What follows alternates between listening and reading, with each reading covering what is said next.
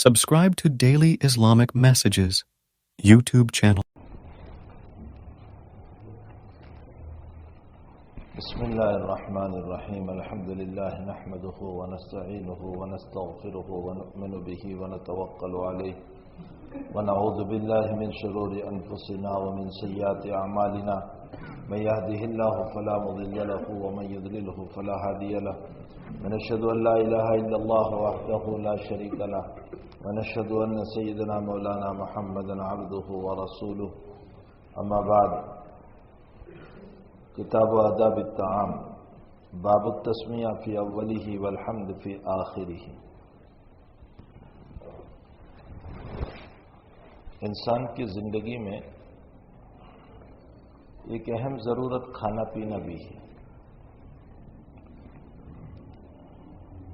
لیکن کھانے پینے کو عبادت کیسے بنایا جائے؟ یہ ضرور ہے کہ انسان کو رب کریم نے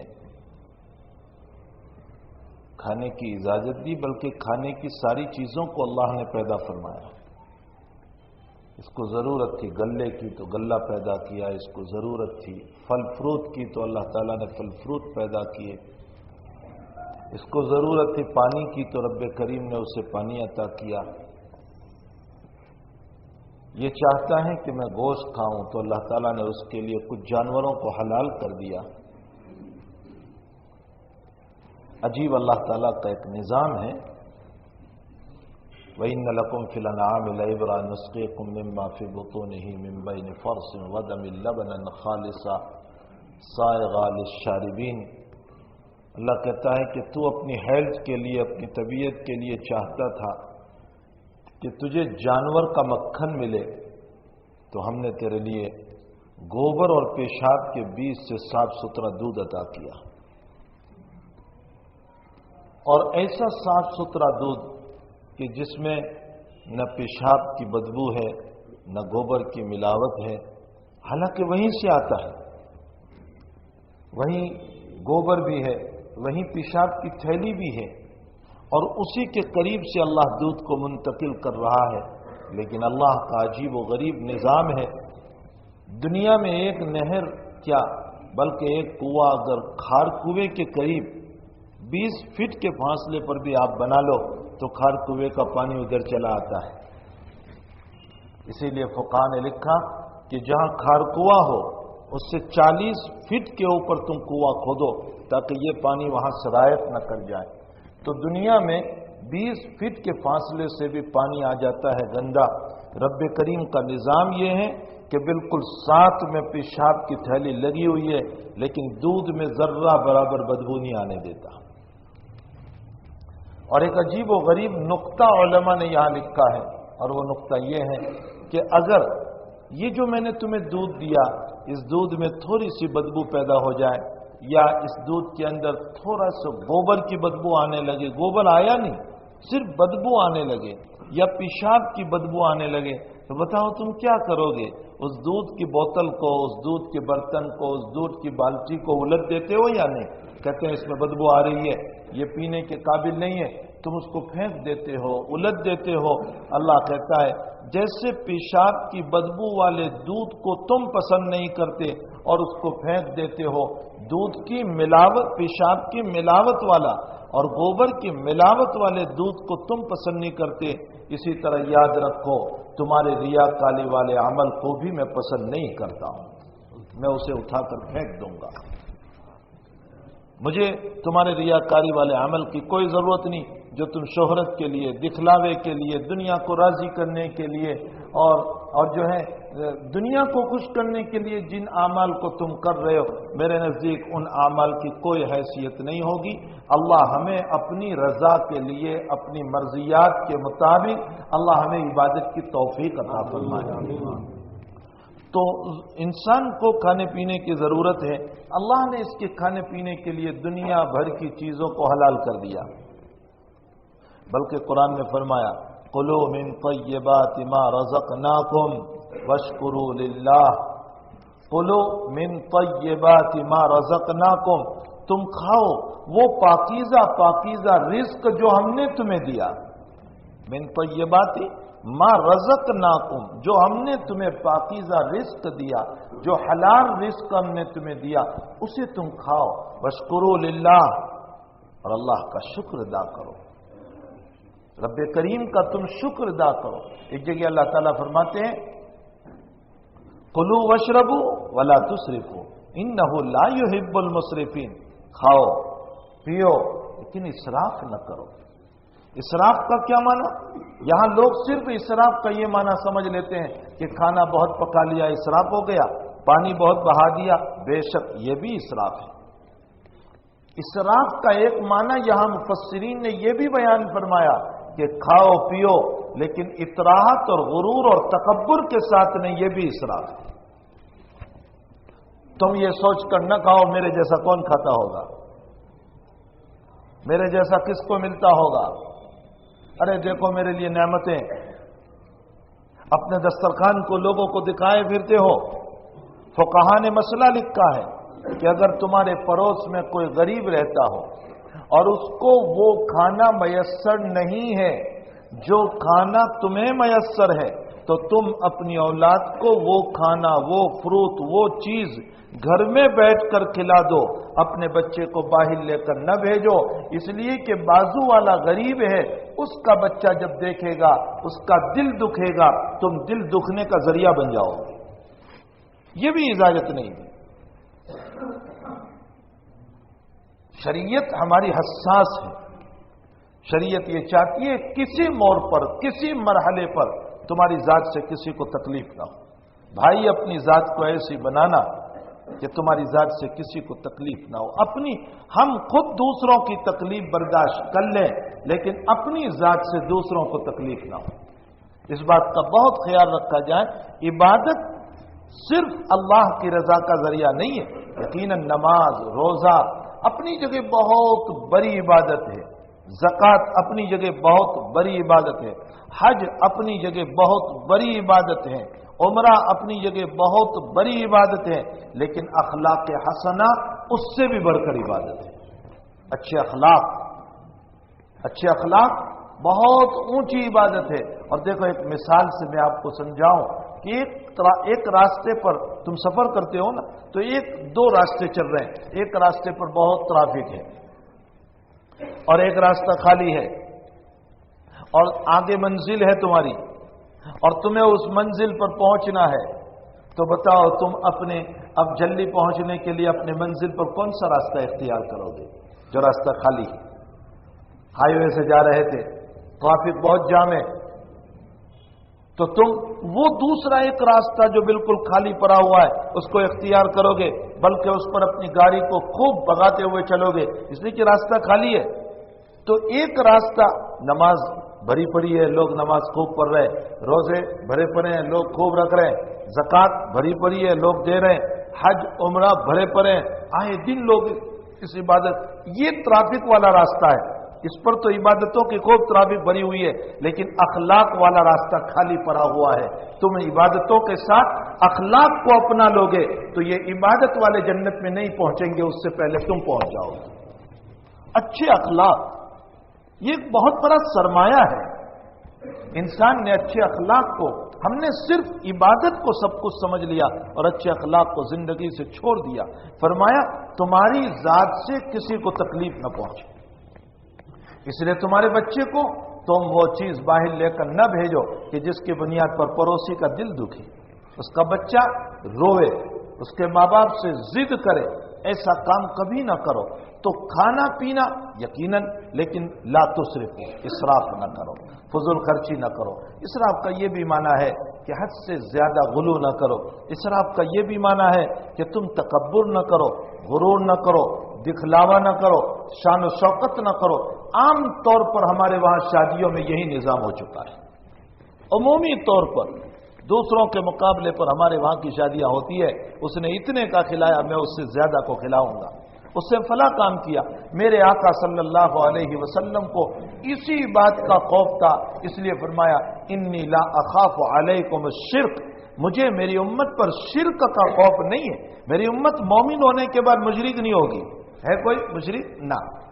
کوئی مشرک نہیں ہوتا. الحمدللہ الحمدللہ کوئی مشرک نہیں ہوتا ہے. کوئی شرک کی طرف ارے ادنا درجے کا مومن ہوگا, وہ شرابی ہوگا, کبابی ہوگا, جگاری ہوگا, سب کچھ ہوگا, لیکن مشرک نہیں ہوگا.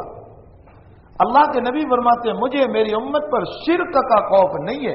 مجھے میری امت پر جو سب سے بڑا خطرہ ہے وہ یہ ہے کہ مال کے کمپٹیشن پر اتر آئیں گے, مال میں مقابلے پر, اسپردھا پر اتر آئیں گے, اور ایک دوسرے سے آگے بڑھ کر ایک دوسرے کو گرانے کی کوشش کریں گے اور خود آگے بڑھنے کی کوشش کریں گے. پھر فرمایا میرا رب تمہیں ایسے ہلاک کرے گا جیسے اگلی قوموں کو ہلاک کیا تھا. تو یہ ایک بہت بری چیز ہے. تو کھانے پینا ایک انسان کی ضرورت کی چیز ہے, یقیناً یہ ایک ضرورت کی چیز ہے. جب انسان دنیا میں پیدا ہوا تو اللہ نے اس کو پیٹ بھی دیا. میرے آقا صلی اللہ علیہ وسلم کو بھی بھوک لگتی تھی, کھانا آپ نے بھی تناول فرمایا, اچھے کھانے پر آپ نے بھی خوشی کا اظہار فرمایا, میٹھا پانی ملنے پر آپ نے بھی خوشی کا اظہار فرمایا. حضرت حکیم الامت حضرت اقدستانوی رحمۃ اللہ علیہ نے فرمایا کہ اللہ تعالیٰ تمہیں ٹھنڈا پانی نصیب کرے, تو فرمایا حضرت نے فرمایا ٹھنڈا پانی پیا کرو تاکہ دل سے الحمدللہ نکلا کرے. تو اللہ کی نعمتیں ہیں. غزوہ خندق کے موقع پر آقا صلی اللہ علیہ وسلم نے اپنے صحابہ سے فرمایا, مشورہ کیا کہ دیکھو یہ اہل مکہ آ رہے ہیں ہمارے اوپر حملہ کرنے کے لیے اور مدینے کے اوپر حملہ کریں گے, ہم کیا کریں. بہت تجربہ کار آدمی سلمان فارسی رضی اللہ تعالیٰ, بہت پرانے صحابی, کسی نے ان کی عمر 250 سال بتائی, یہ تو بالکل کبھی ہے, 250 سال تو تھی ہی ان کی عمر. کسی نے ان کی عمر 300 سال بھی بتائی اور کسی نے 600 سال بھی بتائی. یہ بھی لکھا ہے کہ انہوں نے عیسیٰ علیہ السلام کو بھی دیکھا تھا اور نبی اکرم صلی اللہ علیہ وسلم پر بھی ایمان لائے. 600 سال کی عمر, اور حضرت عیسیٰ اور حضور پاک صلی اللہ علیہ وسلم کے بیچ میں 600 سال کا فاصلہ ہے. انہوں نے مشورہ دیا کہ یا رسول اللہ, ہم نے اپنے فارس میں اپنے ایران میں دیکھا کہ جب مقابلے کی طاقت نہ ہو تو خندق کھودتے تھے, کھائی جس کو ہم بولتے ہیں, بڑی کھائی. نبی کو یہ مشورہ بہت پسند آیا. حضرت نے فرمایا کہ اچھا, صحابہ کے درمیان تقسیم کر دیا.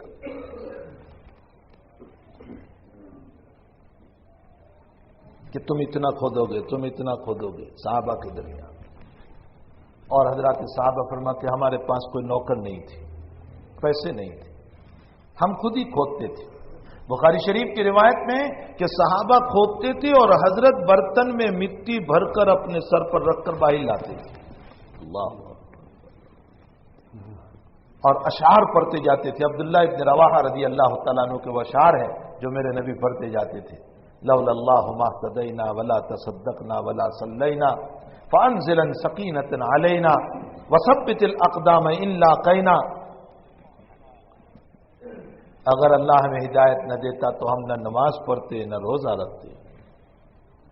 اے اللہ ہم پر سکینت نازل فرما اور ہمارے قدموں کو جما دے جب وہ ہمارے مقابلے پر آئے.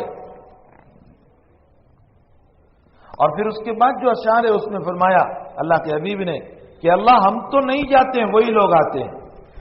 ابینا ابینا, اور ہم تو بہت منع کرتے ہیں, بہت منع کرتے ہیں, لیکن وہ لوگ ہم پر حملہ کرنے کے لیے بار بار آتے ہیں. جب اللہ کے نبی بولتے تھے ابینا ابینا, ہم منع کرتے ہیں, تو صحابہ بھی زور سے بولتے تھے ابینا ابینا. کیا مستی ہوگی, کیا لذت ہوگی. حالانکہ بھوک ہے, پیاس ہے, حالات ہیں, غم ہے, مصیبتیں ہیں. خود حضرت جابر رضی اللہ تعالیٰ عنہ فرماتے ہیں کہ میں نے میرے آقا صلی اللہ علیہ وسلم کے پیٹ پر پتھر دیکھا. حضرت جب اندر میں اترے مٹی بھرنے کے لیے تو یہ چادر کھل گئی, ابا کھل گیا, تو یہ پتھر تھا. حضرت کے پیٹ مبارک پر پتھر تھا. اور یہ کون سا پتھر تھا؟ یہ کوئی بہت بڑا پتھر نہیں, ایک چھوٹا سا پتھر. عرب میں جیسے ہمارے وہاں سنگ مرمر ہوتا ہے, یار یہ جو ہے ماربل, اسی طرح کا پتھر ہوتا ہے. اس کی خاصیت کیا ہوتی ہے؟ آپ اس پتھر کے ساتھ بھی, جو ماربل کا پتھر ہوتا ہے, یوں رخسار لگاؤ تو وہ ٹھنڈے ہوتے. بھوک کی وجہ سے پیٹ میں گرمی پیدا ہو جاتی ہے, تو یہ پتھر باندھتے تھے تاکہ وہ پتھر کی ٹھنڈک اس گرمی کو کھینچ لے, اس لیے پتھر باندھتے تھے. اور کمر جھک نہ جائے. ساری کائنات کا مالک پتھر باندھے ہوئے ہیں, اس کے لیے کھنچے اتر سکتے تھے, لیکن اس نے پیٹ پر پتھر باندھ کر اپنی امت کو صبر کی تلقین فرمائی.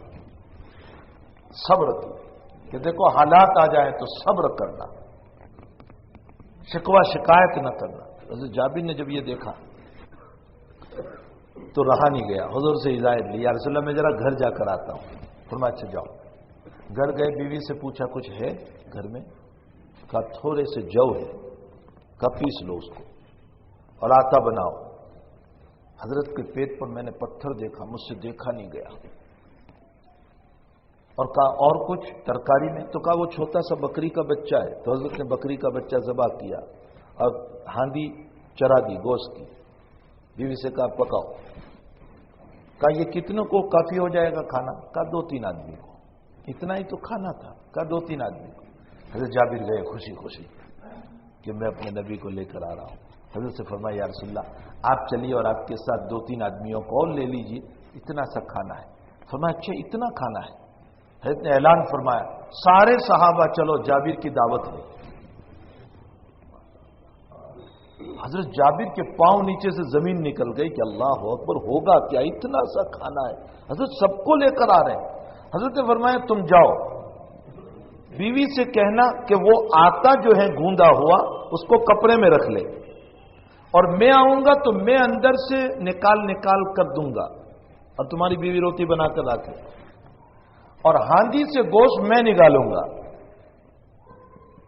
حضرت جابر پہنچے، اپنی بیوی سے واقعہ بیان کیا کہ حضرت تو سب کو لے کر آ رہے ہیں. فرمایا تم نے بتا دیا تھا؟ فرمایا ہاں. تو حضرت نے کیا فرمایا؟ فرمایا حضرت نے یہ فرمایا سب چلو. فرمایا لازم، کوئی حرج نہیں جب حضرت کو بتا دیا ہے تو. اب حضرت اندر سے آٹا نکال رہے اور بیوی ان کی روٹی بناتی جا رہی ہے. حضرت جابر اب وہ روٹی بن رہی ہے تو روٹی پر گوشت حضرت ہی اپنے ہاتھوں سے ڈال رہے ہیں اور صحابہ کو دے رہے ہیں کھاؤ. حضرت جابر فرماتے ہیں سائل پوچھ رہے ہیں، تابعی پوچھ رہے ہیں کہ کتنے لوگوں نے کھایا؟ فرمایا 1000 لوگوں نے کھایا. معجزہ تھا رسول اللہ صلی اللہ علیہ وسلم، 1000 لوگوں نے کھایا. جی میرے بھائیوں، یہ معجزات ہیں اور اہل اللہ کی کرامتیں ان کی آج بھی زندہ ہیں. یہ اولیاء اللہ کی کرامتیں ہیں، نبی علیہ السلام کا معجزہ ہے. اس لیے کہ اولیاء کے ہاتھ پر کرامت تب ظاہر ہوگی جب وہ سنت کا پابند ہو. اگر سنت کا پابند نہیں تو وہ گھوسلے ہے، وہ جھوٹ ہے، وہ فریب ہے، وہ مکر ہے، وہ نظر بندی ہے. کرامات تبھی ظاہر ہوتی ہے. حضرت چاند شاہ صاحب رحمۃ اللہ علیہ بہت بڑے یو پی میں ولی اللہ گزرے، عالم نہیں تھی. ایک پروفیسر صاحب، بیوی اچھی نہیں ہو رہی، کسی نے کہا جاؤ چاند شاہ سے پانی پھونکوا لو، تو ان کو یقین نہیں آ رہا تھا، لیکن جب بہت اصرار ہوا تو گئے. حضرت نے پانی پڑ کر پھونک دیا، وہ لے کر چلے اور راستے میں الٹ دیا، اور دل میں یہ تھا کہ میں دوسرا پانی بھر کر لے جاؤں گا اور یہ پانی یہیں پھینک دیتا ہوں پھونک والا. میں آپ کو کرامت بتانا چاہتا ہوں، کرامات حق ہے. اور کہا اگر دوسرا پانی بھر کے جاؤں اور پھر بھی بیوی کو صحت ہو جائے تو میں سمجھوں گا کہ یہ سب گھوسلے ہیں، جھوٹی بات ہے. اس نے جیسے ہی زمین پر پانی ڈالا، پھونکا ہوا، اسی وقت وہاں گھاس اگ نکلا. تب یقین آیا کہ پھونکے ہوئے پانی پر فوراً گھاس نکل سکتا ہے تو اللہ شفا کیوں نہیں دے سکتا. کرامات اولیاء حق ہے، اہل سنت والجماعت کا عقیدہ ہے یہ، اور وہ ولی کی کرامت ہے اور نبی اکرم صلی اللہ علیہ وسلم کا معجزہ ہے. تو حضرت نبی علیہ الصلاۃ والسلام نے پیٹ پر پتھر بھی باندھے. بھوک آپ کو بھی لگتی تھی، کھانے کا تقاضا آپ کو بھی ہوتا تھا. بہت مشہور روایت ہے، بہت مشہور، کہ ابو بکر صدیق مسجد نبوی میں پہنچے، عمر پہنچے اور حضور بھی نکلے. حضرت نے فرمایا کیسے آ گئے صبح صبح؟ فرمایا ہم کو بھوک نے نکالا، کھانا نہیں تھا ہمارے پاس، بھوکے تھے ہم، اس لیے ہم نے. تو حضرت نے فرمایا مجھے بھی بھوک ہی نے نکالا ہے، میرے گھر میں بھی کھانا نہیں. اب تینوں نکلے اور ایک صحابی کے باغ میں گئے اور صحابی نے مہمان نوازی کی کھجوروں سے. تو حضرت کو بھی بھوک تو لگتی تھی، یہ طبیعی چیز ہے. ظاہر سی بات ہے کہ اس بھوک کو جب پیٹ ہے تو کھانے کی ضرورت ہے، کھانا پینا ضرورت کی چیزیں ہیں. بیمار پڑ جائیں علاج، نبی اکرم صلی اللہ علیہ وسلم نے خود فرمایا علاج کرو. اللہ کے حبیب نے فرمایا کہ علاج کرو، تداوو، دوا کراؤ۔ توکل یہ نہیں ہے کہ بیمار پڑے اور کوئی سبب اختیار نہ کرے اور یہ کہیں کہ اللہ شفا دے دے گا۔ یہ توکل تو ابو بکر پر ختم ہو گیا۔ امت کو یہ کہا گیا تداوو، دوا کرو، اسباب اختیار کرو۔ ایک صحابی رضی اللہ تعالیٰ عنہ بیمار پڑے، حضرت نے فرمایا تم دوا کیوں نہیں کرتے؟ حضرت نے دوا کی تلقین فرمائی۔ معلوم یہ ہوتا ہے کہ دوا کرنا یہ جو ہے اسباب ہے، ایمان دوا پر نہ ہو، اللہ کی ذات پر۔ سارے علاج و معالجہ کرو اور یوں کہو شفا دینے والی ذات اللہ ہی کی ہے، وہ چاہے شفا دے اور وہ چاہے اٹھا لے۔ تو اللہ کے حبیب پاک صلی اللہ تعالی علیہ وسلم اس بات میں بھی آیا کہ حضرت بھی بیمار رہتے تھے، مرض الوفات میں حضرت کو بھی دوا پلائی گئی۔ تو جب کھانا پینا ضروریات انسان میں سے ہے تو ایک تو کھانا پینا شہوت کے لیے ہوتا ہے، پیٹ پال لینا شہوت ہے، اور جو شہوت کے لیے کھاتا ہے اس کے کھانے کے کوئی آداب نہیں ہوتے، وہ حلال کا فرق نہیں، حرام کا فرق نہیں، جائز کا فرق نہیں، ناجائز کا فرق نہیں، جیسے چاہا بیٹھ گیا، جہاں چاہا کھڑا کھڑا کھا لیا، جانور کی طرح، چونکہ وہ تو شہوت پوری کر رہا ہے۔ مومن کو یہ کہا گیا کہ تجھے کھانا پینا تیری ضروریات میں سے ہے، لیکن یہ تیرا کھانا پینا بھی عبادت بن جاوے، اس کے لیے میرا نبی کہتا ہے کہ میں تجھے کچھ آداب بتا دوں، اگر تو ان آداب کے مطابق کرے گا اور کھائے گا اور پیے گا تو تیرا کھانا اور پینا بھی عبادت بن جائے گا۔ قربان جائیے رسول اللہ صلی اللہ علیہ وسلم پر کہ ایک طرف کھانے اور پینے سے ہماری ضرورت بھی پوری ہوگی اور دوسری طرف اس کو عبادت بھی بنا دیا جائے گا۔ اس کے لیے کچھ آداب ہے۔ کھانے کے دو طریقے ہیں، ایک تو انسان انفرادن کھائے اور ایک انسان اجتماعاً کھائے، سب کے ساتھ بیٹھ کر کھائے۔ آداب طعام میں سب سے پہلا ادب یہ ہے ہاتھ دھوئے جائے۔ اور کہاں تک ہاتھ دھونا ہے؟ یہاں تک، پہنچوں تک ہاتھ دھونا ہے۔ حضرت نبی اکرم صلی اللہ علیہ وسلم کھانے سے پہلے ہاتھ دھوتے تھے۔ اور ابن شہاب زہری رحمۃ اللہ علیہ نے روایت نقل فرمائی، فرمایا الوضو قبل الطعام ينفي الفقر وبعد الطعام ينفي اللمم او كما قال صلی اللہ علیہ وسلم۔ اللہ کے حبیب نے فرمایا کھانے سے پہلے ہاتھ دھو لو گے تو اللہ تمہاری فقیری اور غربت کو دور کر دے گا۔ عادت رکھو گے ہاتھ دھونے کی تو اللہ فقیری سے تمہاری حفاظت کرے گا، اور کھانے کے بعد ہاتھ دھو گے تو اللہ غموں سے تمہاری حفاظت کرے گا، غموم اور پریشانیاں نہیں آنے دے گا۔ کتنا چھوٹا عمل ہے، لیکن حضرت کیا فرما رہے ہیں؟ ہمارا حال کیا ہے؟ ہم اس کا اہتمام نہیں کرتے ہاتھ دھونے کا، بلکہ اب تو ماڈرن اور فیشن زمانہ آ گیا کہ کھانے کے بعد وہ تیسیوں سے ہاتھ پوچھ لو ہو گیا،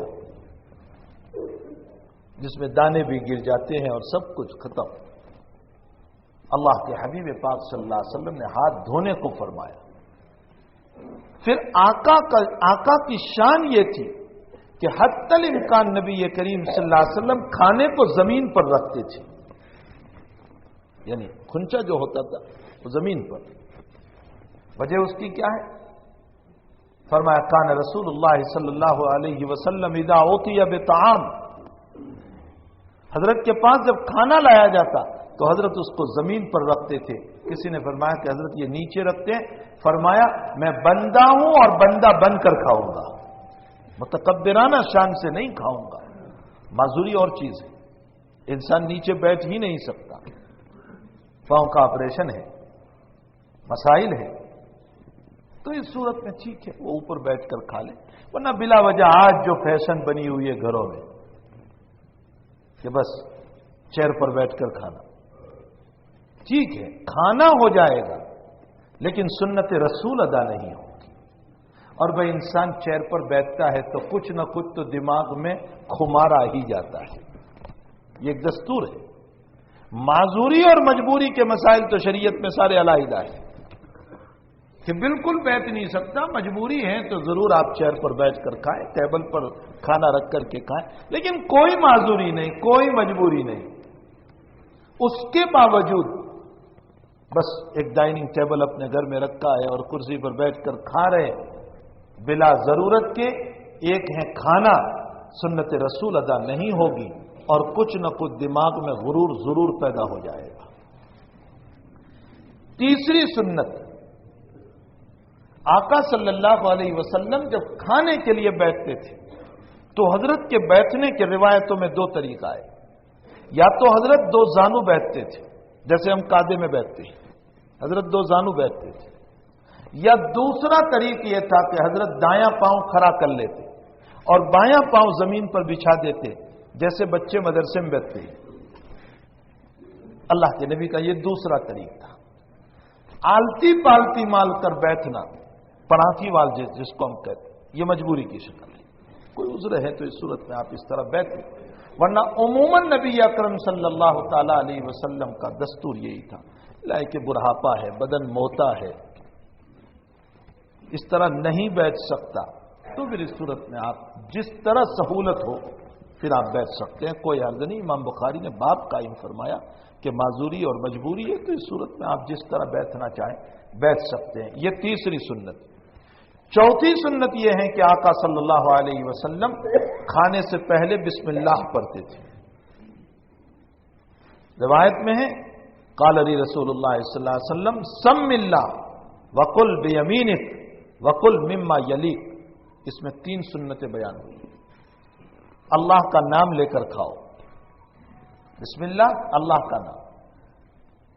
اب بسم اللہ پوری پڑھی جائے گی یا اتنا پڑھے لا بسم اللہ تو بھی چل جائے گا؟ فقہ نے دونوں باتیں لکھی, اس لیے کہ حدیث میں یہ بھی آیا کہ بسم اللہ, اللہ کے نام سے اتنا پڑھ لیا تو بھی کوئی حرج نہیں. اکثر فقہا نے یہ لکھا جیسے امام نووی رحمۃ اللہ علیہ نے لکھا کہ بسم اللہ الرحمن الرحیم پڑھو. ایک دعا ہمارے وہاں بہت مشہور ہے, بسم اللہ وعلی برکت اللہ. یہ علی کا ثبوت کہیں نہیں ہے حدیث میں. بسم اللہ و برکت اللہ یعنی اللہ کے نام سے اور اللہ کی برکت کے اوپر, یہ تو ہے, لیکن وعلی برکت اللہ.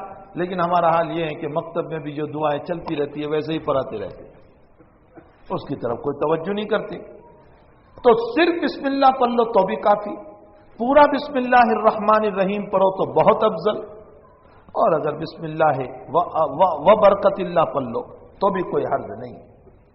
ایک انسان شروع کھانے میں بسم اللہ پڑھنا بھول گیا تو حضرت نبی اکرم صلی اللہ علیہ وسلم نے فرمایا آخری لقمہ پر پہنچنے تک بھی اگر تجھے یاد آ جاوے تو بسم اللہ اولہ و آخرہ پڑھ لینا, اللہ تیرے پورے کھانے کو برکت والا بنا دے گا.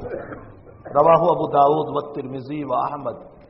امام ابو داؤد رحمۃ اللہ علیہ اور امام ترمذی اور امام احمد ابن حنبل نے اس روایت کو نقل فرمایا کہ جس لقمے پر بھی تجھے یاد آ جاوے تو بسم اللہ اول و آخر پڑھ لینا, حق تعالی تیرے پورے کھانے کو برکت والا بنا دے گا. بخاری شریف میں روایت ہے کہ حضرت کھانا تناول فرما رہے تھے. یاد رکھو صحابہ کا معمول یہ ہے, حضرت جابر رضی اللہ تعالیٰ عنہ فرماتے ہیں کہ جب انسان بسم اللہ پڑھ کر شروع کرتا ہے تو شیطان کہتا ہے اپنے چیلوں چمچوں سے یہاں نہ جاؤ, ہمارا کوئی حصہ نہیں, اس نے بسم اللہ پڑھا ہے. اسی طرح اللہ کے نبی فرماتے ہیں کہ جس مکان میں تم بسم اللہ پڑھ کر کے دروازہ بند کرتے ہو شیطان کہتا ہے اس مکان میں ہمارا کوئی راستہ نہیں. اور جس کھانے پر بسم اللہ نہیں پڑھا گیا اس کھانے میں شیطان بھی داخل ہو جاتا ہے اور اس مکان میں بھی شیطان داخل ہو جاتا ہے. حضرت جابر فرماتے ہیں کہ ہم جب حضرت کے ساتھ کھانے بیٹھتے تھے تو فرمایا کہ جب تک حضرت شروع نہیں فرماتے تھے ہم نہیں کھاتے تھے, اس لیے کہ حضرت پہلے بسم اللہ پڑھتے تھے تاکہ شیطان بھاگ جائے. फुकहा ने मसला लिखा है कि खाते वक्त जरा जोर से बिस्मिल्लाह पढ़ो ताकि दूसरों को याद आ जाए। ये रियाकारी नहीं है, जोर से बिस्मिल्लाह पढ़ो ताकि और साथियों को भी याद आ जाए, वरना शैतान का उसमें हिस्सा हो जाएगा। इमाम अबू दाऊद ने एक वाकया नकल किया कि एक सहाबी शुरू में बिस्मिल्लाह पढ़ना भूल गए, बीच में उनको याद आया बिस्मिल्लाह अव्वलहु व आखिरहु, उन्होंने पढ़ा। जिब्रील ने अल्लाह के नबी को बताया कि फला साहब तुम्हारे सहाबी है और उन्होंने बीच में बिस्मिल्लाह पढ़ा, तो इससे पहले शैतान साथ में खा रहा था। जैसे ही बीच में बिस्मिल्लाह अव्वलहु व आखिरहु पढ़ा, शैतान को उसी वक्त क्या हो गई, यानी सारा खाना उसका निकल गया। मालूम यह होता है कि शैतान से हिफाजत का रास्ता अल्लाह का नाम है, और भाई वो तो हमें दिखाई देता नहीं, कैसे कैसे हमें परेशान करेगा, तो उससे बचने के लिए अल्लाह ही के हवाले होना चाहिए। अल्लाह ही हमको बचा सकता है, उसके अलावा कोई बचा नहीं सकता। इसलिए फरमाया बिस्मिल्लाह से खाने को शुरू करो। दूसरा तरीका यह बताया वकुल बियमीनिक, दाएं हाथ से खाओ, बायां हाथ इस्तेमाल न करो। आजकल फैशन का जमाना है, अव्वलन तो लोग चमचियों को लेकर बैठ जाते। याद रखो फुकहा ने मसला लिखा है कि हाथ से खाने में बरकत होगी। फिर दूसरी बात यह है कि अगर हाथ से खाओगे तो रब्बे करीम तुम्हारे लिए शिफा के दरवाजे भी खोलता है। मजबूरियों की शक्लें और हैं, वरना आजकल कांटा चमची से लेकर के बैठ जाते हैं। इसीलिए छुरी से खाने से मना फरमाया। अब एक रिवायत पर इश्काल होगा कि बुखारी शरीफ में है, मगरिब की नमाज का वक्त हुआ, अल्लाह के हबीब खाना तनाउल फरमा रहे थे और हजरत बिलाल ने आकर फरमाया कि या रसूलल्लाह अजान हो गए, नमाज का वक्त। हजरत ने छुरी फेंकी और कुल्ले की और खाने के लिए, नमाज के लिए चल पड़े। मालूम होता है हजरत छुरी लेकर खा रहे थे। उलमा ने मसला लिखा है कि अगर गोश्त गला हुआ न हो,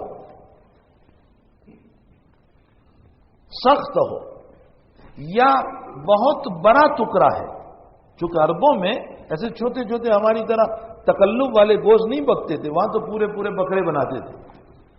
तो गोश्त गला हुआ ना हो, सख्त हो और बड़ा टुकड़ा हो, तब तो छुरी काटने के लिए जरूरत पड़ेगी।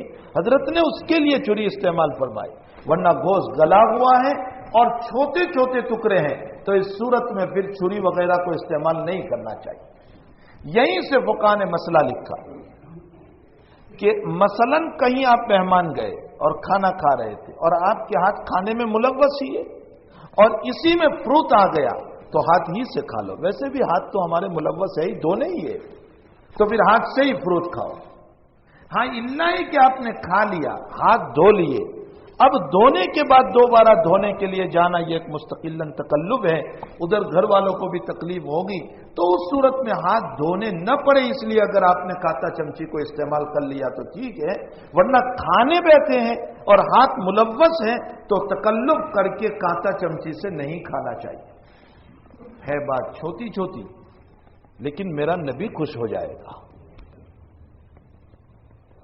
और अगर इस तरीके पर हम खाएंगे जो आजकल के तरीके हैं, तो नाचने वाले खुद खुश होंगे, एक्टर्स खुश होंगे, दुनिया वाले खुश होंगे।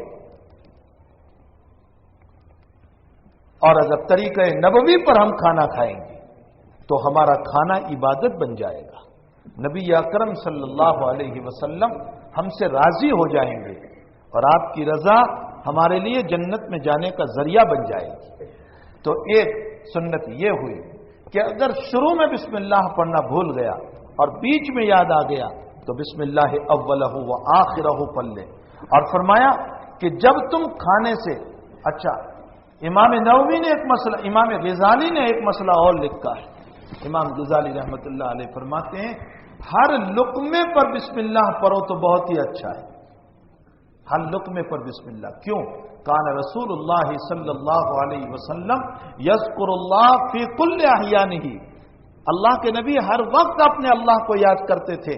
लुक्मा उठाया, खाया, پھر اٹھانے سے پہلے بسم اللہ، یہ بار بار بسم اللہ پڑھو گے تو اس صورت میں ہر وقت آپ ذکر میں رہو گے اور اللہ کتنا خوش ہو جائے گا. ہمارا کیا بگڑ جائے، کوئی پیسے دینے پڑیں گے، لیکن مشکل اس لیے ہے کہ عادت نہیں. ہمیں مشکل اس لیے پڑ رہی ہے کہ ہمیں عادت نہیں. پھر امام غزالی نے ایک مسئلہ اور لکھا. امام غزالی فرماتے ہیں، ترمذی شریف کی روایت میں ہے کہ اپنے پیٹ کو 3 حصوں میں تقسیم کرو. ایک حصہ کھانے کے لیے، 1/3، 1/3، ایک حصہ پینے کے لیے، 1/3، اور ایک حصہ خالی رکھو. تم نے بسم اللہ ضرور پڑھی اور تم نے اتنا کھا لیا تو اس سے نفس خوش ہو جائے گا، شیطان خوش ہو جائے گا، کاہلی اور سستی آئے گی، عبادت کا ذوق نہیں رہے گا، اور ذرا سا پیٹ خالی ہوگا تو اس صورت میں عبادت کا ذوق آئے گا. اس لیے تھوڑا سا حصہ خالی بھی رکھنا چاہیے. انسان مر نہیں جاتا ہے، بلکہ اس میں حکمت ہے کہ آج کل کے ڈاکٹر کہتے ہیں کہ کھاؤ لیکن تھوڑا تھوڑا کھاؤ، ہے نا. آج کل کے ڈاکٹر کہتے ہیں کہ کھاؤ لیکن تھوڑا تھوڑا، تو وزن نہیں بڑھے گا. اس کی بات تو ہماری سمجھ میں آتی ہے، ہم عمل کرتے ہیں. اور میرا آقا صلی اللہ علیہ وسلم 1400 سال پہلے کہہ کر گئے، ہمیں یقین نہیں آ رہا ہے. ایک ڈاکٹر وزن گھٹانے کے لیے یوں کہہ رہا ہے کہ دن میں 10 مرتبہ کھاؤ لیکن تھوڑا تھوڑا کھاؤ. لیکن ہاں ڈاکٹر نے کہا ہے، وہ اسی طرح کرتا ہے. اور حضور پاک صلی اللہ علیہ وسلم ہمیں کہہ کر گئے، ہمیں اس پر یقین نہیں آ رہا ہے. آقا کی ہر بات میں ہمارے لیے نمونے ہیں، راستے ہیں صحت کے، حفاظت کے. کاش کہ ہم ان طریقوں کو سمجھنے والے بنے. پھر فرمایا کہ کھاتے ہوئے اکیلے کھانے کے بجائے کسی کو ساتھ میں بٹھا کر کھاؤ تو اچھا ہے، برکتیں ہوگی. اگرچہ قرآن نے یوں کہا ہے کہ الگ الگ بھی کھا سکتے ہیں، جیسے آج کل اصول بن گیا جمیعن اوشتاتا، الگ الگ بیٹھ کر کھاؤ، یہ ان کی پلیٹ، یہ ان کی پلیٹ، یہ ان کی پلیٹ. قرآن کہتا ہے یہ بھی جائز. لیکن ایک کھنچے میں بیٹھ کر سب ساتھ میں کھانا کھاؤ گے تو یہ بہتر ہوگا. نبی اکرم صلی اللہ علیہ وسلم کی یہی سنت تھی. پھر جب کھانے سے فارغ ہو جاؤ تو فرمایا پہلے ہاتھ چاٹ لو، دانے جو ہے اس کو چاٹ لو، اور نیچے جو دانہ گر گیا ہے اس کو تحقیر کر کے حقیر سمجھ کر رہنے نہ دو، اسے بھی کھا لو. تمہیں معلوم ہوگا کہ ایک صحابی رضی اللہ تعالیٰ نام ذہن سے اس وقت نکل گیا، حضرت معاذ، حضرت حذیفہ یا حضرت عمر ہے. جب ایران تشریف لے گئے، رومن گئے، تو حضرت ابو عبیدہ بن الجراح نے فرمایا کہ حضرت عمر نے غالباً وہ نیچے دانہ گر گیا اس کو اٹھا کر کھایا. تو ابو عبیدہ نے فرمایا حضرت یہ ایسا نہ کریں یہاں، اس لیے کہ یہ سب تہذیب یافتہ، جیسے آج کل تہذیب یافتہ کون لوگ کہتے ہیں زمانے نے بہت ترقی کی. میں نے کہا زمانہ نیچا ہو گیا، ترقی نہیں ہوئی. جس زمانے کے موبائل نے اپنے ماں باپ کی بے عزتی کرنے پر اتار دیا، کیا وہ ترقی ہوئی؟ یہ تو تنزلی ہوئی ہے. جس زمانے میں تمہاری کوئی چیز اب پرائیویٹ نہیں رہی، یہ جو فون نکلے ہیں نا ابھی سب سیمسنگ 3 اور سیمسنگ 4 اور یہ سب نکلتے جا رہے ہیں، اور ہمارا جوان یوں ہاتھ میں پکڑ کے چل رہا ہے. او ہو تمہیں نہیں معلوم کہ تمہاری پرائیویسی ختم ہو گئی. تم پر واچ رکھنے والے، چاہے وہ CID ہو، CBI ہو، یا یہ جتنی دنیا کی تمہارے پیچھے طاقتیں کام کر رہی ہے، یہ تمہیں 1 منٹ میں پکڑ سکتے ہیں کہ تم کہاں ہو. تمہاری جگہ کے ساتھ تم پکڑے جاؤ. بلکہ میرے ایک ساتھی نے مجھ کو یہ بتایا، ایک عجیب و غریب بات، جو اس سے بڑے ماہر ہے، انہوں نے مجھے بتایا کہ تم فون بند کرو، چاہے تمہارا فون آف ہے، اس کے باوجود اگر وہ تمہاری باتیں لینا چاہیں تو بند فون کے ساتھ بھی تمہاری ساری راز کی بات کو وہ ریکارڈ کر سکتے ہیں. تمہاری پرائیویسی کہاں رہی؟ جس زندگی میں پرائیویسی ختم ہو جائے اسے کوئی ترقی نہیں کہتا، وہ تنزلی ہے۔ جس میں اولاد آوارہ ہو گئی، جس میں میری بیٹی اس فون کے ذریعے سے جس کے ساتھ چاہے اپنا ہاتھ ملا کر کے اپنے مذہب کی پرواہ کیے بغیر چلی جائیں، یہ ترقی نہیں ہوئی، تنزلی ہوئی۔ اسے کون ترقی کہتا ہے؟ یہ تو تنزلی کی طرف دنیا گئے۔ لوگ کہتے ہیں تہذیب، اسے کون تہذیب کہتے ہیں؟ تہذیب یہ نہیں ہے۔ تہذیب تو جہاں بڑوں کا ادب ہو، جہاں چھوٹوں پر شفقت ہو، جہاں اپنے اسلام کو چھوڑ کر دوسری جگہ نکاح نہ ہو، اسے تہذیب کا۔ آج تو حیا شرم ختم ہو گئی۔ آپ دیکھ لیجئے بچوں اور بچیوں میں حیا اور شرم ختم ہو گئی۔ یہ حیا اور شرم کس نے ختم کی؟ وہی وہ موبائل کے اندر آنے والے فلموں نے ہماری اولادوں کے اندر سے حیا اور شرم کو ختم کر دیا۔ تو کہنے کا مطلب یہ ہے کہ یہ جو اس وقت لوگ تہذیب یافتہ کہہ رہے ہیں، وہ کہہ رہے ہیں نیچے پڑا ہوا نہیں کھانے کا۔ حضرت عمر کو جب یہ کہا گیا کہ آپ یہ لوگ سب یہاں کے رومن امپائر کے لوگ ہیں، فارس اور رومن والے بڑے تہذیب یافتہ، یہ آپ کو نیچے پڑا ہوا دے کر کہیں گے کہ دیکھو یہ تو سب گرے لوگ ہیں کہ گرا پڑا بھی کھا جاتے ہیں۔ تو سنو صحابی نے کیا روایت سنائی، فرمایا ان بے وقوفوں کی وجہ سے میں میرے نبی کی سنت کو نہیں چھوڑوں گا، ان بے وقوفوں کی وجہ سے میں میرے نبی کی سنت کو نہیں چھوڑوں گا۔ ایک مرتبہ ایئرپورٹ پر مجھے نماز پڑھنی تھی، تو میں وہاں وضو کرنے گیا، تو میں واش بیسن میں پاؤں دھو رہا تھا، تو ایک صاحب میرے پڑوس میں ہاتھ دھو رہے تھے، مجھے کہنے لگے کہ یہاں پاؤں۔ تو میں نے کہا کیا ہوا؟ میں نے ان سے کہا کہ اچھا اگر آپ کا پاؤں ابھی آپ ٹوائلٹ میں جا کر آئے، آپ کا پاؤں اگر ٹوائلٹ میں گندا ہو جائے تو آپ یہاں دھوئیں گے یا نہیں؟ تو میں نے کہا مجھے نماز پڑھنی ہے اور میرا پاؤں اگرچہ صاف ہے، لیکن اللہ اور بھگوان کی نظر میں میرا پاؤں صاف نہیں ہے، اس لیے مجھے اس کو پیارا بنانے کے لیے دھونا ہے۔ بس وہ خاموش ہو گیا۔ تم ظاہری گندگی کو دھوتے ہو، ہمیں باطنی گندگی کو اس میں سے دھونا ہے، اور اس کے لیے ہم وضو کرتے ہیں۔ تو فرمایا کہ صحابی نے کہ میں ان بیوقوفوں کی وجہ سے میرے نبی کی سنت کو نہیں چھوڑوں گا۔ تو یہ سنت ہے۔ پھر بخاری شریف میں روایت ہے کہ اپنی انگلیوں کو چاٹ لو یا اپنی اولادوں سے چتوا لو، یہ بھی حدیث میں حضور نے فرمایا، اپنی اولادوں سے چتواؤ۔ اور بعض روایتوں میں نبی کریم صلی اللہ علیہ وسلم نے اپنے صحابہ سے چتوائی، اس سے مسئلہ نکالا اپنے شاگردوں سے چتواؤ، اپنے مریدوں سے، اگر حالات بہتر ہو تو ورنہ خود ہی چاٹ لو،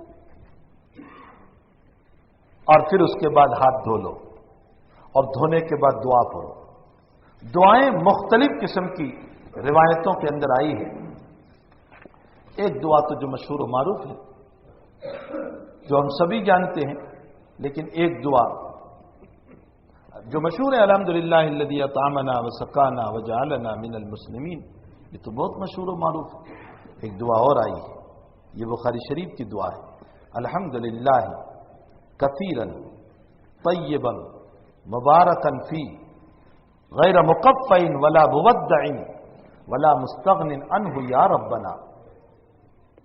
تمام تعریفیں اس اللہ کے، الحمدللہ حمدن کثیرا، سب بہت تعریف ہے اس اللہ کی، طیباً پاکیزہ تعریف ہے اس اللہ کے لیے، مبارکاً مبارک ہو اس کے لیے، غیر مقفع، اے اللہ اس وقت میں نے کھا لیا، میں یہ نہیں کہتا ہوں کہ یہ مجھے کافی ہو گیا، میں آئندہ بھی تیرا محتاج ہوں، ولا مودع، اور میں اس کھانے کو الوداع نہیں کہہ رہا ہوں کہ یہ آخری ہو گیا، ابھی مجھے ضرورت رہے گی، ولا مستغن عنہ، اور اے اللہ میں کھانے سے اور تیری ذات سے بے نیاز نہیں ہو سکتا۔ جب انسان اس طرح عاجز بن کر کے کھانے سے اٹھے گا، اللہ دوسرے وقت میں ضرور اس کو پہنچائے گا۔ الحمدللہ حمدا کثیرا طیبا مبارکا فی غیر مقفع ولا مودع ولا مستغن عنہ یا ربنا۔ یہ بخاری شریف کی روایت ہے. ایک دوسری روایت کھانے کے بعد جو دعا آئی ہے یہ امام ابو داؤد رحمۃ اللہ علیہ اور امام ترمذی رحمۃ اللہ علیہ نے نقل فرمائی. من اکل طعاما، جس نے کھانا کھایا وہ یوں پڑھے الحمدللہ الذی اطعمنی ھذا ورزقنیہ من غیر حول منی ولا قوت. الحمدللہ الذی اطعمنی، جس رب نے مجھے کھانا کھلایا اس کی ساری تعریف. رزقنی، جس نے مجھ کو رزق دیا. آگے فرماتے ہیں غیر حول منی ولا قوت، جس میں میری طاقت کا کوئی دخل نہیں. میں ساری محنت کرتا لیکن رب کھلانا نہ چاہتا تو میں نہیں کھا سکتا. ہاسپٹلوں میں چلے جاؤ، کوئی سوپ لا رہا ہے، کوئی کھانا لا رہا ہے، کوئی کیا لا رہا ہے، کوئی کیا لا رہا ہے، اور آئی صاحب بستر میں ذرا پوچھو یہ کھا لو گے؟ کہتے میں نہیں کھا سکتا. غیر حول منی ولا قوت، یہ اللہ تو نے بغیر طاقت اور بغیر قوت کے میری طرف سے کوئی کوشش نہیں ہوئی تھی، تو نے مجھ کو دیا. کیا فرماتے ہیں میرے آقا صلی اللہ علیہ وسلم؟ اگر تم نے کھانے کے بعد یہ دعا پڑھ لی، حضرت فرماتے ہیں وہ کھانا تو اللہ نے تمہیں مفت میں دے ہی دیا، پیٹ تو بھر ہی گیا. غفر لہ ما تقدم من ذنبی، اگلے سارے گناہوں کو بھی اللہ معاف کر دے گا. الحمدللہ الذی اطعمنی ما رزقنی فیہ غیر حول ولا قوت منی. کیسی جامع جامع باتیں حضور پاک صلی اللہ علیہ وسلم نے ہمیں بتائی. سنت میں سے، کھانے کی سنتوں میں سے ایک سنت یہ بھی ہے کہ انسان کھانے میں عیب نہ نکالے. عیب نہ نکالے، چاہے کیسا ہی کھانا ہو، عیب نہ نکالے. اچھا لگے کھا لے، نہیں اچھا لگے چھوڑ دے. حضور پاک صلی اللہ علیہ وسلم کی صفت بیان فرمائی ما عاب رسول اللہ صلی اللہ تعالی علیہ وسلم طعاما قط ان اشتہاہ اکلہ وان کریہ ترکہ. حضرت نے کبھی پوری زندگی ابو ہریرہ رضی اللہ تعالیٰ عنہ فرماتے کھانے میں عیب نہیں نکالی. حالانکہ وہاں کھانے کا حال کیا تھا، میں ایک واقعہ آپ کو بیان کروں. خندق کے موقع پر صحابہ کے پاس کھانا کچھ نہیں تھا، تو بہت پرانی چربی تھی بدبودار. اس چربی کو پگھلاتے آگ پر گرم کرتے تیل کی طرح، اور اس میں جو ڈال دیتے، جواری نہیں، جو چھوٹے چھوٹے ہوتے، جو ڈال دیتے اور اس کو گرم کر لیتے. حضرت جابر فرماتے ہیں کہ ہم اس کو کھاتے تھے. فرمایا کہ بدبو کی وجہ سے حلق سے نیچے نہیں اترتا تھا، لیکن ایسے لقموں کے باوجود اللہ کے حبیب نے کھانے میں کبھی عیب نہیں نکالا. اللہ ہمیں کیسا کیسا کھلاتا ہے. کبھی نمک کا عیب نکال رہے کہ اس میں نمک کم ہے، کبھی تیل کا عیب نکال رہے اس میں تیل کم ہے، کبھی فلاں کا عیب نکال رہے، فلاں کا عیب نکال رہے. اللہ کتنا ناراض ہوتا ہوگا کہ میں تجھے وقت پر بہترین کھانا کھلا رہا ہوں اور تو ہے کہ میرے کھانے میں عیب نکال رہا ہے. ہمیں چاہیے کہ اس سے بہت پرہیز کرے، بہت. اور پھر انہی عیبوں کی وجہ سے اپنی بیوی پر ظلم، کہ بیوی نے ایسا پکایا اور ایسا پکایا، اس پر ظلم. یاد رکھو یہ بہت غلط طریق ہے. ذات اقدس صلی اللہ تعالی علیہ وسلم کا یہ طریقہ نہیں تھا. پھر اللہ کے حبیب کے گھر میں تو کوئی خاص کھانا ہوتا بھی نہیں تھا. اللہ کے حبیب نے ایک مرتبہ ارشاد فرمایا عن جابر رضی اللہ تعالیٰ عنہ ان نبی صلی اللہ علیہ وسلم اپنے گھر والوں سے متعلق کچھ فرمایا کہ حضرت کوئی شوربے سے متعلق کچھ بتا دے. ما عندنا الا خل، ہمارے گھر میں صرف سرکہ ہے اور کچھ نہیں ہے. تو حضرت نے کیا ارشاد فرمایا فدعا به، حضرت نے سرکہ منگوایا. اس کے بعد فرمایا فجعل یاکل، حضرت خود کھانے لگے سرکہ. جو روٹی کے ٹکڑے تھے اسی کو دبو کر کھانے لگے. اور حضرت نے فرمایا نعم الادم الخل، نعم الادم الخل. مسلم شریف کی روایت ہے بہترین ترکاری سرکہ ہے. علماء نے لکھا ہے کہ سرکے کی وجہ سے انسان کا بلغمی مادہ باہر نکل جاتا ہے.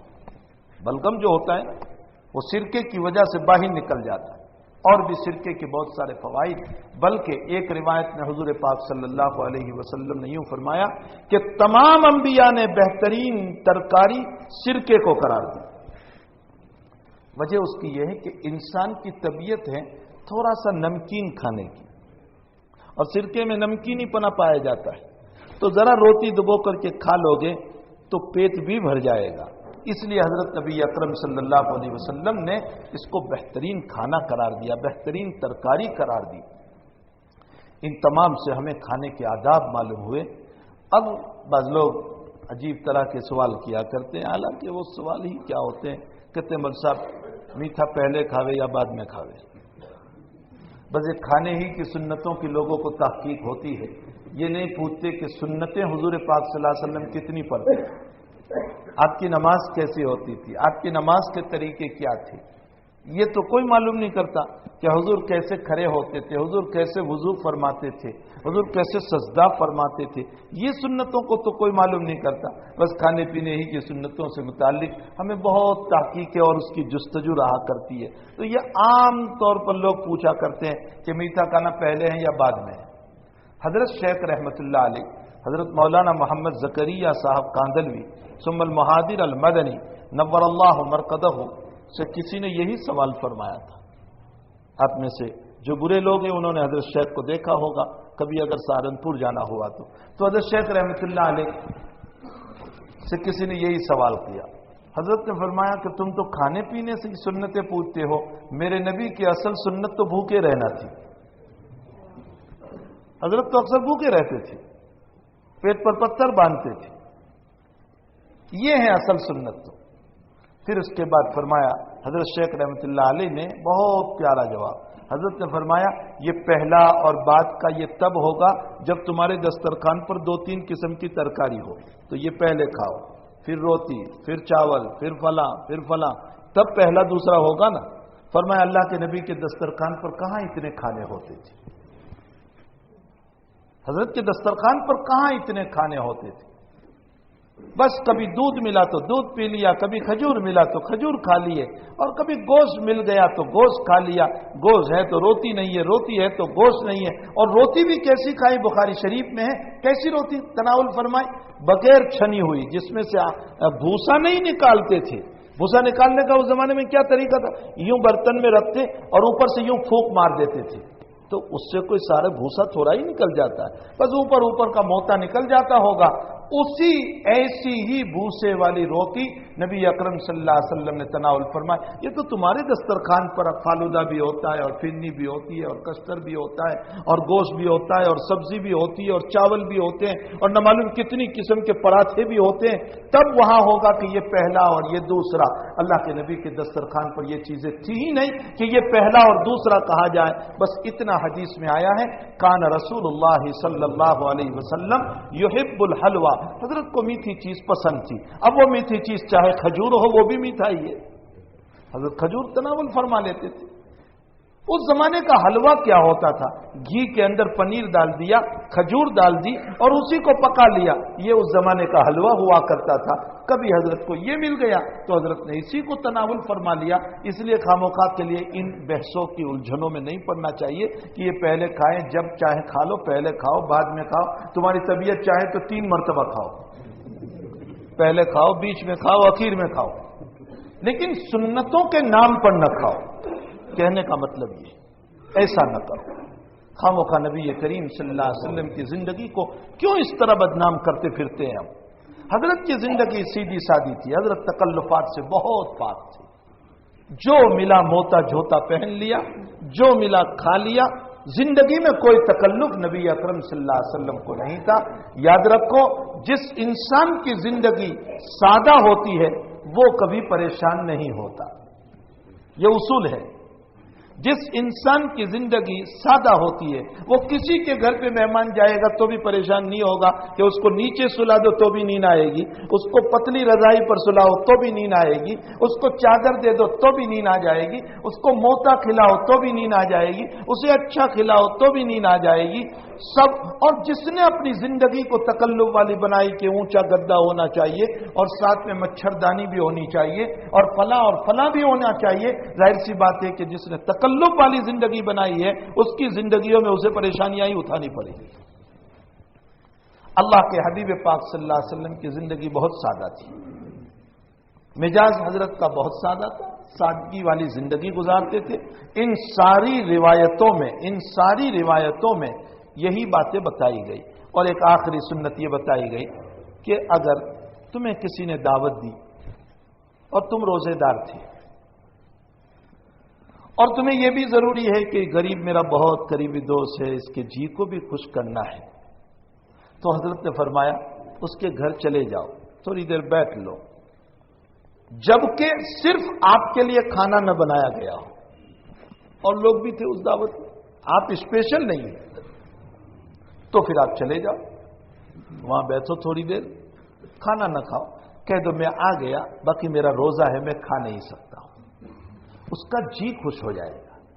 और हजरत ने फरमाया, नबी करीम सल्लल्लाहु अलैहि वसल्लम ने, किसी के जी को खुश करना यह भी सवाब का काम है, लेकिन जब ये जरूरत भी हो, ये भी नहीं कि जब दावत दे तो चलते ही रहे, ये भी मसला है, काम को भी देखा जाएगा कि भाई किसी का कोई काम हो, किस वक्त कोई मसरूफियत हो, इसलिए यह भी नहीं है कि हर वक्त आप वहां जाते ही रहें।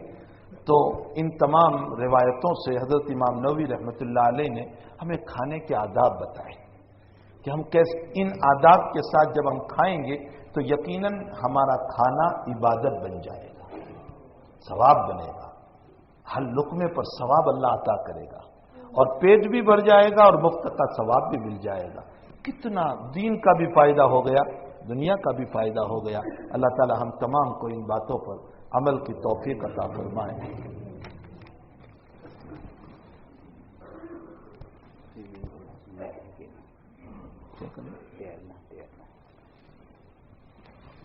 जहां तक तैरने का मसला है, यकीनन नबी अकरम सल्लल्लाहु अलैहि वसल्लम से रिवायत नकल है कि हजरत अपने बचपने में जब मदीने शरीफ जाते थे तो हजरत अबू हुरैरा की रिवायत है, अबू हुरैरा से एक मरतबा हजरत ने फरमाया मदीने आने के बाद कि मैं बचपन में अपनी माँ के साथ मदीने आता था तो मैं इस तालाब में तैरा करता था। मालूम होता है हुजूर पाक सल्लल्लाहु अलैहि वसल्लम को तैरना भी आता था, और वैसे तैरना इंसान को सीखना भी चाहिए, कभी जरूरत पेश आ जाए तो काम आ जाएगा। अरे जैसे हमारे ही वहां 4-5 साल पहले जब बहुत पानी आ गया था तो उस वक्त जरूरत थी बचने की, बचाने की, तो तैरना सुन्नत है। लेकिन एक है स्विमिंग पूल जो अपने वहां बनाए जाते हैं, इसमें बेहयाई के मसाइल होते हैं, इसमें औरतों का भी मसला, मर्दों का भी मसला होता है, इसलिए उससे एहतियात किया जाए। इल्ला है कि अगर वहां पर कोई और औरतों वगैरह का मसला नहीं है और अपना सतर भी अच्छी तरह धपा हुआ है, तो इस सूरत में फतेह मक्का का वाकया है कि अल्लाह के हबीब पाक सल्लल्लाहु अलैहि वसल्लम फतेह मक्का के मौके पर जब तशरीफ ले गए, उम्मे हानी रज़ी अल्लाह तआला अन्हा फरमाती है कि हजरत गुस्ल फरमा रहे थे और गुस्ल खाना नहीं था, तो हजरत वैसे ही बाहर बैठकर लुंगी पहनकर गुस्ल फरमा रहे थे और हजरत फातिमा ने यूं पर्दा किया था, तहबन पहनी है तो भी यूं पर्दा किया था। उलमा ने मसला लिखा कि इंसान बाहर बैठे तो भी खास तौर पर अपने सतर का एहतमाम करें, इसलिए कि पानी लगने की वजह से कपड़ा बदन से चिपक जाता है तो सतर नजर आ जाता है। तो स्विमिंग पूल के अंदर अगर औरतें हैं तो इस सूरत में तो नहीं, बाकी कि मर्द हैं तो अपने सतर की रियायत करते हुए कोई हर्ज नहीं। क्या नाम लिखा है? जनाब निसार भाई सैयद बीमार हैं और बाईपास का मसला है, इनके लिए दुआ फरमाएं कि अल्लाह ताला इनको शिफाए दाइमा मुस्तमिर्रा नसीब फरमाए, इन्हें आफियत अता फरमाए।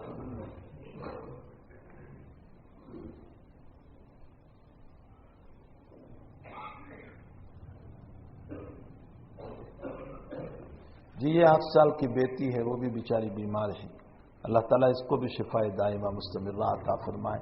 और हमारे ये जुल्फिक भाई जो हैं यहाँ, जुल्फिक भाई, उन्होंने भी बताया कि उनकी सास का इंतकाल हो गया है कनाडा में, कल परसों ही। अल्लाह ताला मरहुमा की भी बाल बाल मग़फ़िरत फरमाए। मेरे वालिद साहब भी जुमा को अल्लाह के प्यारे हो गए हैं, अल्लाह ताला उनकी भी मग़फ़िरत फरमाए, उनके दर्जात को बुलंद फरमाए। बड़े साबिराना ज़िंदगी थी और अरबी तीसरे तक पढ़े हुए थे, तो बड़ी नसीहतें। मरना तो सभी को होता है, जब अल्लाह का नबी नहीं रहा तो क्या हमारा बाप रहेगा और हमारी माँ रहेगी, बल्कि हम भी नहीं रहेंगे। गम इसका नहीं होता है कि ये मर गए, गम इसका होता है कि उनकी नसीहतों से और उनकी दुआओं से मोहताज हो गए। गम इसका होता है अपने मरहूमीन के जाने से खास करके। इसलिए आपको भी मैं कहता हूं, जिसके माँ बाप हो वो अपने माँ बाप की कदर करें। वो माँ बाप होते हैं कि जब बेटा घर से निकलता है तो बाप कहता है, बेटा तुम कब वापस आओगे, तुम बेटा कब आओगे वापस। वो प्यार भरे जुमले जब कह देता है ना, तो बच्चे को तसल्ली हो जाती। इन जुमलों से हम महरूम हो जाते, उन शफकतों वाली निगाहों से हम महरूम हो जाते। पूरी जिंदगी हमें यही नसीहत करते रहे कि बेटा साबिराना जिंदगी गुजारना, साबिराना जिंदगी गुजारना। उनकी जिंदगी भी सब्र वाली थी। जब से दावत व तबलीग में लगे, दूर दूर बांग्लादेश और कहां कहां 4-4 महीनों की तरतीब में चले, लेकिन कुछ ऐसी अलालत आ गई जिसकी बुनियाद पर फिर जमात में जाना। तहज्जुद के बड़े पाबंद थे, लेकिन असल दरवाजे से नहीं निकलते थे, पीछे के दरवाजे से यूं घूम कर जाते थे। तो एक दिन मैंने पूछ लिया कि अब्बा जी, ये सीधे दरवाजे से जाने के बजाय आप यूं पूरा घूम कर पीछे से जाते हैं। तो मुझे कहने लगे, बेटे तुम लोग सोए हुए होते हो, दरवाजा खोलने से तुम्हारी नींद उड़ जाएगी, इसलिए मैं पीछे के दरवाजे से जाता हूं। बड़ी अजीब अजीब बातें उनकी थी जो अब यादें आती है। उनकी दुआएं थी, शफकतें थी। उन्हीं की दुआओं के सदके में, उनकी मेहनतों के सदके में मैं इस काबिल बना के 2-4 लफ्ज पढ़ाऊं, उन्हीं की मेहनतों के सदके में। और मैं बिला मुबालगा, बाप है इसलिए नहीं कहता, लेकिन मैंने पूरी जिंदगी देखी। तारिकुद दुनिया इंसान था। मेरे बहुत सारे भाई यहाँ नहीं, फॉरेन में अल्लाह ताला ने काफ़ी रिस्क दे रखा है, लेकिन मेरे वालिद ने कभी यूं हाथ नहीं फैलाया अपनी औलाद के पास भी नहीं, कभी नहीं। जिंदगी पूरी हो गई, बस वही साबिराना जिंदगी जो अपनी खेत की 5 बीघे की इनकम थी उसी पर जिंदगी गुजारी और उसी हलाल कमाई से हमें पढ़ाया।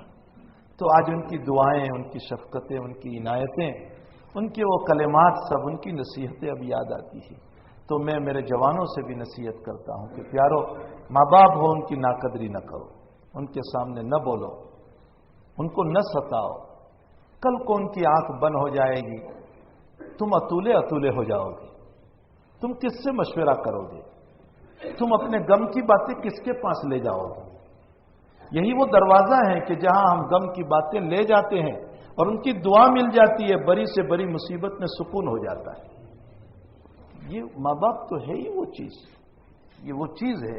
अल्लाह ताला तमाम ही मरहूमीन की मग़फ़िरत फरमाए। तो बड़े साबिराना जिंदगी मेरे वालिद साहब की थी, बहुत ही सुकून वाली जिंदगी।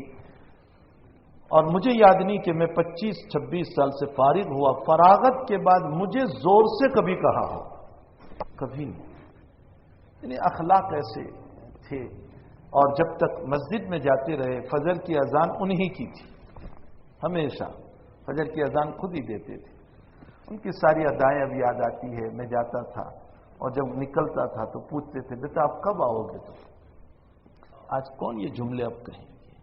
अल्लाह ताला हम तमाम को अपने वालिदैन की कदरदानी की तौफीक अता फरमाए, और जिनके इंतकाल हो चुके हैं अल्लाह उन सब की कब्रों को नूर से मुनव्वर फरमाए, उनके दर्जात को बुलंद फरमाए। दुआ फरमा लीजिए। अल्लाहुम्मा सल्ली अला सय्यिदिना हबीबना शफीअना सय्यिदना मौलाना मुहम्मद व बारिक व सल्लिम। अल्हम्दुलिल्लाहि रब्बिल आलमीन वल आक़िबतु लिल मुत्तक़ीन वस्सलातु वस्सलामु अला सय्यिदिल अंबिया'i वल मुरसलीन व अला आलिहि व सहबिहि अजमईन। अल्लाहुम्मा अइन्ना अला ज़िक्रिका व शुक्रिका व हुस्न इबादतिक। अल्लाह गुनाहों को माफ फरमा, अल्लाह कसूरों से दरगुजर फरमा, अल्लाह सियाकारियों को माफी अता फरमा, अल्लाह हम सबको हलाल रोजी अता फरमा, अल्लाह हराम से हमारी हिफाजत फरमा, अल्लाह आपकी रजा वाले काम करने की तौफीक अता फरमा।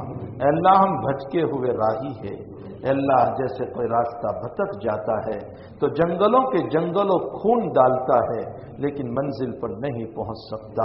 अल्लाह हम भी इसी तरह भटक चुके हैं, आप हमारा हाथ पकड़ लीजिए, हमारी मदद फरमा दीजिए, ہماری دستگیری فرما دیجئے، ہمیں دین متین پر چلا دیجئے، ہمیں نبی کے طریقوں پر چلا دیجئے۔ اے اللہ تیرے حبیب نے کھانے پینے کے جو آداب بیان فرمائے، اللہ ہمیں اسی طرح کھانے پینے کی توفیق عطا فرما۔ اللہ تمام بیماروں کو شفا عطا فرما، تمام مرحومین کی مغفرت فرما، تمام مقروضوں کے قرض کی ادائیگی کی صورتیں پیدا فرما، پریشان حالوں کی پریشانیوں کو دور فرما، بے قصور قید و بند میں ہیں رہائی نصیب فرما، غلط مقدمات میں ہیں نجات عطا فرما۔ اللہ اس مجمع کی جائز تمناؤں کو پوری فرما، سب کی حاجتوں کو پورا فرما۔ اے اللہ تیرے حبیب کی محبت میں یہ لوگ دورے دورے آتے ہیں، تجھے تیرے نبی کا واسطہ ہے، اے اللہ سب کے دلوں کو دین کے لیے منور فرما دے۔ اے اللہ سب کے قلوب میں جلا پیدا فرما، نور پیدا فرما، روشنی پیدا فرما، تقوی طہارت اور پاکیزگی والی زندگی عطا فرما۔ ناپاک زندگیوں سے اور گندی زندگیوں سے اللہ ہم سب کی حفاظت فرما۔ اے اللہ ہمیں بھی اپنی زندگیاں ٹھیک کرنے کی توفیق عطا فرما، کل کو ہمیں بھی اسی طرح اسی قبرستان میں سونا ہے۔ اے اللہ پاؤں بھی باندھ دیے جاتے ہیں، ہاتھ بھی باندھ دیے جاتے ہیں، منہ بھی باندھ دیا جاتا ہے۔ اے اللہ بے بسی کے حال میں اس دنیا سے رخصت ہونا ہے، بے بسی کے حال میں اس دنیا سے رخصت ہونا ہے۔ اے اللہ اس موت کا استحضار نصیب فرما۔ اے اللہ یہ ڈھیر ساری دولت یہیں رہ جاتی ہے، یہ مکان یہیں رہ جاتا ہے، یہ جائیدادیں یہیں رہ جاتی ہے۔ مولا اس چھوٹی سی کوٹھری میں جا کر کے سو جانا ہے۔ اے اللہ جو کیڑوں مکوڑوں کا مکان ہے، جو کیڑوں کا گھر ہے، اے اللہ 3 دن میں لاش پھٹتی ہے، کیڑے کھاتے ہیں، پھر اس کو بڑے کیڑے کھاتے ہیں، پھر اس کو بڑے کیڑے کھاتے ہیں، یہاں تک کہ کیڑے بھی مٹی بن جاتے ہیں۔ یہ ہماری زندگی کی حقیقت ہے۔ ہمیں عبرت لینے کی توفیق عطا فرما، ہمیں عبرت لینے کی توفیق عطا فرما، ہمیں عبرت لینے کی توفیق عطا فرما۔ اللہ ہم سب کو آپ کی مرضیات پر چلا، آپ کی نامرضیات سے ہماری حفاظت فرما، ہماری دعاؤں کو اپنے فضل و کرم سے قبول فرما۔ صلی اللہ علیہ النبی الکریم برحمتک یا ارحم الراحمین۔